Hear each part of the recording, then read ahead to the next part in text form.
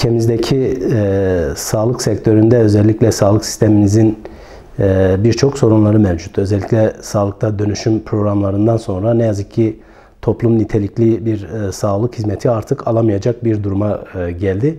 Tabii bu yaşanan sorunların birikmesinin sonucu olarak özellikle sağlıkta çalışan sağlık çalışanlarının en çok maruz kaldığı bir şiddet sorunumuz var. Özellikle sağlıkta şiddet uzun süredir Türk Tabipler Birliği'nin ve tabip odalarının da gündeminde olan ve yine çözüm için ilgili birimlerden, Sağlık Bakanlığı'ndan, iktidardan çözüm beklediğimiz bir konu.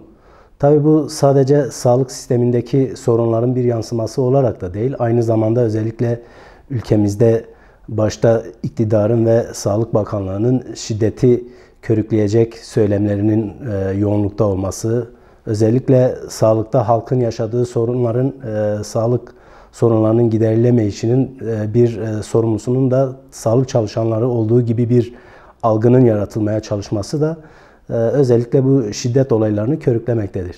Yaptığımız basın açıklamaları sırasında kolluk kuvvetlerinin orantısız gücüne maruz kaldık. Tabii bu sadece Van'da değil, ülkenin birçok yerinde özellikle sağlık çalışanlarının sorunlarına çözüm aramak için yaptıkları her türlü etkinlikte bir direnişle, bir şiddet sarmalıyla karşı karşıya bırakılıyor. Özellikle Türk Tabipler Birliği sağlıkta yaşanan sorunların çözümü için uzun zamandır Sağlık Bakanlığı'ndan bir randevu talebi oldu. Bu randevu talebinde özellikle biz var olan sorunların konuşulması, çözüm üretilmesi, özellikle artık sağlık sisteminin tıkanma noktasına geldiğini bunu aktarmak amacıyla böyle bir talebimiz oldu. Ancak ne yazık ki halen buna bir yanıt verilebilmiş değil. Bunun yanı sıra özellikle Kasım ayında 2021 yılında bir beyaz yürüyüş gerçekleştirildi. Özellikle hekimlerin ve diğer sağlık çalışanlarının emeklerinin karşılığını alamadığı bir tablo var. Bunun yanı sıra diğer taleplerimize değinecek olursak 7200 ek göstergenin uygulanması düşünce ve ifade özgürlüğü önünde çok büyük engel olarak gördüğümüz, demokrasiye aykırı bir uygulama olarak gördüğümüz bir yasaklar silsilesi var. Özellikle 2000 güne yakındır. 15 günde bir kesintisiz olarak uygulanan yasaklar. Aslında bu yasakların bir yansıması olarak da biz sahada daha çok sorun yaşıyoruz. Biz gelen belge taleplerinden de yani elimizde istatistik veriler şunu gösteriyor.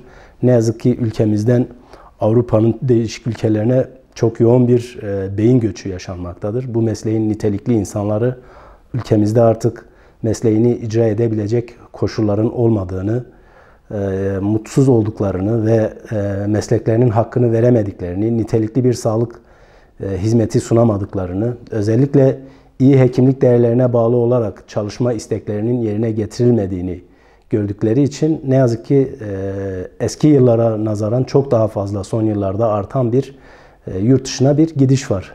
Tabii bunun özellikle uzun vadeli sağlık sistemimize çok ciddi olumsuz etkileri yaşanacaktır ki birçok ilimizde hastanelerde hekim eksikliği bulunmakta. Neredeyse 15-20 günden önce randevu bulmakta sorun yaşanıyor.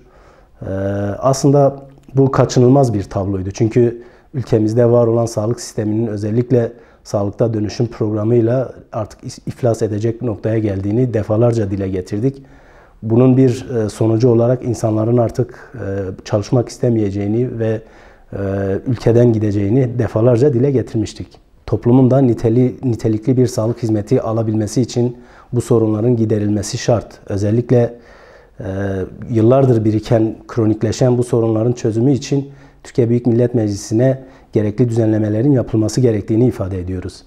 Aralık ayında bir düzenleme getirildi ve tüm partilerin üzerinde mutabık kaldığı bir düzenleme daha sonra komisyondan çekildi. Halen nedeni açıklanabilmiş değil.